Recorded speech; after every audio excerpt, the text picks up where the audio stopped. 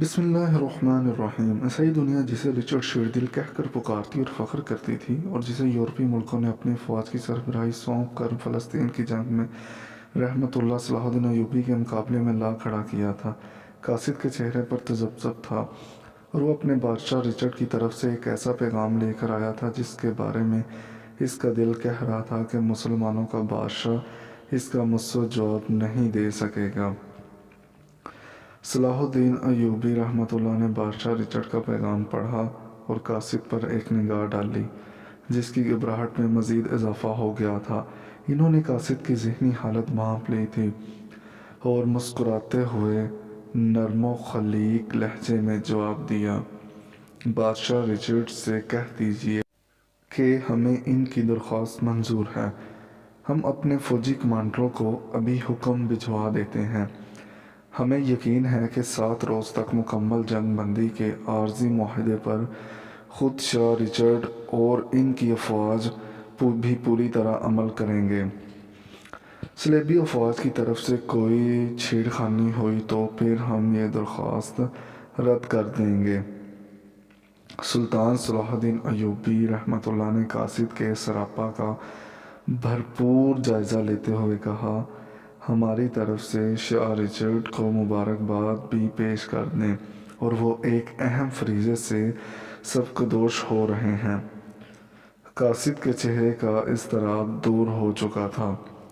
وہ سوچ بھی نہیں سکتا تھا کہ مسلمانوں کا سلطان اتنا فیاض بھی ہوگا۔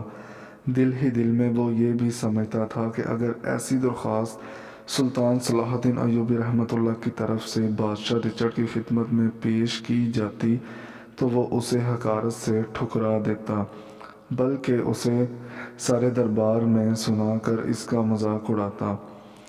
سلطان صلاح الدین ایوبی رحمۃ اللہ نے رچرڈ کی درخواست قبول کر کے فیاضی کا ایسا ثبوت پیش کیا تھا جس کا تصور بھی اس عیسائی قاصد کے لیے محال تھا۔ شاہ رچرڈ اپنی بیٹی ماریا کی شادی کرنا چاہتا تھا۔ شادی کے جشن کے لیے اس نے عین اس زمانے میں 7 روز کے لیے جنگ بندی کی درخواست کی تھی جب صلیبی جنگ اپنے زوروں پر لڑی جا رہی تھی۔ شاہ رچرڈ کے علاقے اور حلقے میں شادی کی تیاریاں زور و شور سے ہونے لگیں۔ تھکے ماندے سپاہیوں کو بھی سستانے کا موقع مل گیا۔ عیسائی کیمپ میں فوجی شب و روز شراب پیتے اور رقص و سرور کی محفلیں برپا کرنے لگے۔ سلطان صلاح الدین ایوبی کے کیمپ میں سپاہی آرام کرتے اور اپنے خدا کی عبادت میں مصروف دکھائی دیتے۔ شادی کے جشن کی تیاریوں میں مصروف شاہ رچرڈ کو ایک نئی بات سوچی اور وہ اس پر عمل کرنے کے لیے تیار ہو گیا۔ قاصد پھر سلطان صلاح الدین ایوبی رحمۃ اللہ کے دربار میں حاضر ہوا۔ اس بار اسے یقین تھا کہ سلطان صلاح الدین ایوبی رحمۃ اللہ ایوبی شاہ رچرڈ کا دعوت نامہ کبھی قبول نہیں کرے گا۔ ذہین اور عاقل قاصد بڑے غور سے صلاح الدین ایوبی رحمۃ اللہ کے چہرے کے تاثرات سمجھنے کی کوشش کر رہا تھا۔ سلطان صلاح الدین ایوبی رحمۃ اللہ نے دعوت نامہ پڑھتے وقت کسی تاثر یا رد عمل کا اظہار نہیں کیا۔ سلطان نے ایک نگاہ اپنے درباریوں پر ڈالی، پھر قاصد کی طرف دیکھا اور کہنے لگا، میں شاہ رچرڈ کا شکر گزار ہوں کہ انہوں نے مجھے اپنی مسرتوں میں شرکت کے لیے یاد رکھا۔ شاہ رچرڈ کو میرا پیغام دینا کہ میں شادی کی تقریب میں ضرور شرکت کروں گا۔ قاصد یہ جواب لے کر سلطان صلاح الدین ایوبی کے خیمے سے باہر نکلا تو وہ مسکرا رہا تھا۔ اس کا دل کہہ رہا تھا کہ سلطان صلاح الدین ایوبی رحمۃ اللہ نے اگرچہ شادی کے جشن میں شرکت کے لیے حامی بھر لی ہے، لیکن وہ اپنا وعدہ ایفا نہیں کرے گا۔ بھلا کون ایسا شخص ہو سکتا ہے جو دشمنوں کی کچھا میں جانے پر آمادہ ہو؟ وہ ضرور بعد میں کسی مصروفیت کا عذر پیش کر دے گا۔ شاہ رچرڈ کی بیٹی شہزادی ماریا کی شادی کا دن آ گیا۔ پورے تزک و احتشام سے عیسائی طریقے کے مطابق شہزادی کی شادی ہوئی۔ رات کو شادی کی خوشی میں جشن کی تقریب منعقد ہونے والی تھی اور اس میں سلطان صلاح الدین رحمۃ اللہ کو شرکت کے لیے دعوت بھیجی گئی تھی۔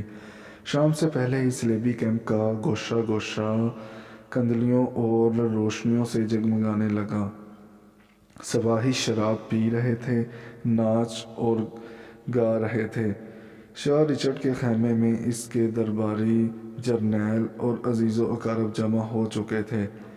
شہزادی ماریا اپنی سہیلیوں کے جھرمٹ میں نئی نویلی دلہن بنی بیٹھی تھی۔ شاہ رچرڈ ہانکنے لگا تھا۔ وہ اپنی شجاعت کے قصیدے خود ہی پڑھ رہا تھا، بار بار اپنے سامعین کو کہہ رہا تھا کہ سلطان صلاح الدین ایوبی رحمۃ اللہ نہیں آئے گا، اس میں ہمارے کیمپ کا رخ کرنے کی جرأت کہاں۔ سلطان صلاح الدین ایوبی رحمۃ اللہ نے اپنے کیمپ میں بڑے اطمینان اور خضوع و خشوع سے عشاء کی نماز ادا کی۔ نماز سے فارغ ہو کر وہ خیمے سے باہر نکلے، جہاں ایک خادم ان کا خاص گھوڑا لیے موجود تھا۔ سلطان صلاح الدین ایوبی رحمۃ اللہ گھوڑے پر سوار ہوئے اور گھوڑا چلنے لگا۔ سلطان صلاح الدین ایوبی کے پیچھے 2 گھڑ سوار بھی چلے آ رہے تھے جو شادی کے تحائف اٹھائے ہوئے تھے۔ اب رات بہت ہو گئی۔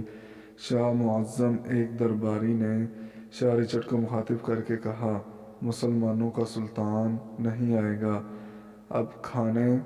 شاہ رچرڈ نے اس کی بات کاٹتے ہوئے کہا، مجھے معلوم تھا وہ نہیں آئے گا، میں نے اسے مرعوب کرنے کے لیے جو انتظام کیے تھے وہ بیکار گئے۔ عین اسی لمحے حاجب نے اعلان کیا، مسلمانوں کے سلطان صلاح الدین ایوبی رحمۃ اللہ تشریف لا رہے ہیں۔ حیرت اور استعجاب سے شاہ رچرڈ اور اس کے درباریوں کے منہ کھلے کے کھلے رہ گئے۔ شاہ رچرڈ اپنی حیرت اور بکھلاہٹ پر قابو پانے کی کوشش کرتے ہوئے باہر کی طرف لپکا۔ تھوڑی دیر بعد سلطان صلاح الدین ایوبی رحمۃ اللہ اپنے 2 خدمتگاروں کے ساتھ خیمے میں داخل ہوئے۔ خادموں نے تحائف اٹھا رکھے تھے۔ یہ تحائف سلطان صلاح الدین ایوبی رحمۃ اللہ نے نئی دلہن شہزادی ماریا کے لیے پیش کیے۔ اس کے فوراً ہی بعد دونوں خادم خیمے سے باہر چلے گئے۔ شاہ رچرڈ کا وہ خیمہ جو اس کے تقریب کے لیے بہت سجایا سنوارا گیا تھا، جس سے شاہ رچرڈ کی شان و شوکت کا اظہار ہوتا تھا۔ سلطان صلاح الدین ایوبی رحمۃ اللہ نے اسے ایک نظر دیکھا اور پھر اس میں کوئی دلچسپی باقی نہ رہی۔ عیسائی سردار، جرنیل اور اکابرین حیرت سے اس شخص کو دیکھ رہے تھے جس کے خلاف وہ لڑ رہے تھے، اور وہ کمال بے نیازی سے اکیلا ان کے درمیان بیٹھا تھا۔ اسے کسی قسم کے خوف اور خطرے کا احساس تک نہ تھا۔ سلطان صلاح الدین ایوبی رحمۃ اللہ کی یہ بے نیازی مردانوکار شاہ رچرڈ کو کھٹکنے لگا۔ اس نے سلطان صلاح الدین ایوبی رحمۃ اللہ سے کہا، آپ کے جنگ سے دستبردار ہونے کا وقت آ گیا ہے، مگر کیوں؟ سلطان صلاح الدین ایوبی رحمۃ اللہ نے کمال سادگی سے پوچھا۔ وہ اس لیے کہ یروشلم پر عیسائیوں کا حق ہے، یہ ہمارا مقدس مقام ہے۔ پھر ساری دنیا کے عیسائی یروشلم کے لیے سر دھڑ کی بازی لگائے ہوئے ہیں، اور وہ بھی اس سے دستبردار نہیں ہوں گے، اس لیے آپ جیت نہیں سکیں گے اور بلا وجہ مسلمان سپاہیوں کی موت کا باعث بنیں گے۔ سلطان صلاح الدین ایوبی رحمۃ اللہ کا چہرہ بے تاثر تھا۔ وہ کسی بات سے کوئی اثر نہیں لے رہے تھے۔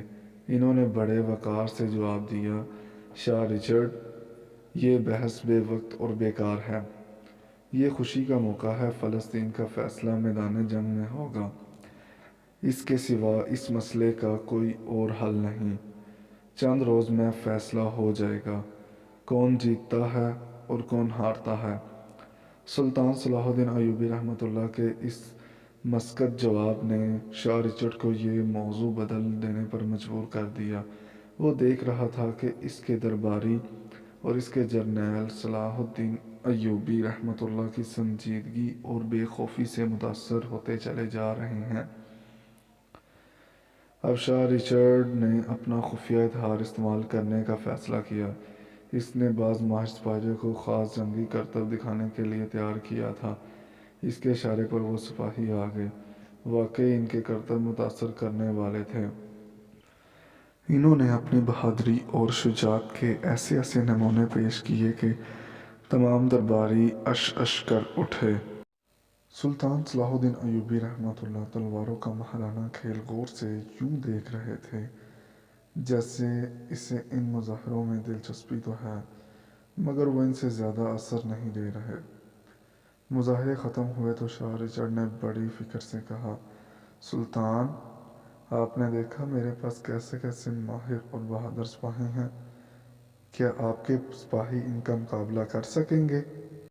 اس لیے میں کہتا ہوں کہ آپ جنگ ختم کر کے واپس چلے جائیں۔ سلطان صلاح الدین ایوبی اپنی نشست سے اٹھے۔ انہوں نے اپنی ہلالی تلوار نیام سے نکالی تو اس کی آب و تاب دیکھنے والوں کی آنکھیں خیرہ ہونے لگیں۔ سلطان کے چہرے پر بلا کا وقار تھا۔ انہوں نے آہستہ سے کہا، میں صرف ایک چیز دکھاتا ہوں، پھر آپ جواب دیجیے گا کہ کیا آپ کا ایک بھی سپاہی تلوار کے ایسے ماہرانہ استعمال کی صلاحیت رکھتا ہے؟ یہ کہہ کر سلطان صلاح الدین ایوبی رحمۃ اللہ بڑے وقار سے چلتے ہوئے دلہن شہزادی ماریہ کے پاس پہنچے اور بڑے نرم لہجے میں کہا، شہزادی، کیا میں آپ کا یہ انتہائی ریشمی مہین دوپٹہ لے سکتا ہوں؟ سب کی نگاہیں سلطان صلاح الدین ایوبی اور اس کی تلوار پر جمی ہوئی تھی۔ شہزادی ماریہ بھی بوکھلا گئی۔ ہاں سلطان معظم، آپ لے سکتے ہیں۔ اس نے کانپتے ہاتھوں سے اپنی قیمتی سفید رنگ کا بہت ملائم، بہت مہین ریشمی دوپٹہ اتار کر سلطان کے سامنے پیش کر دیا۔ سلطان نے شکریہ ادا کرتے ہوئے وہ دوپٹہ لیا، شاہ رچرڈ پر ایک نگاہ ڈالی، پھر وہاں موجود تمام جرنیلوں درباریوں کو وقار بھرے انداز میں دیکھا اور وہ نازک دوپٹہ ہوا میں اچھال دیا۔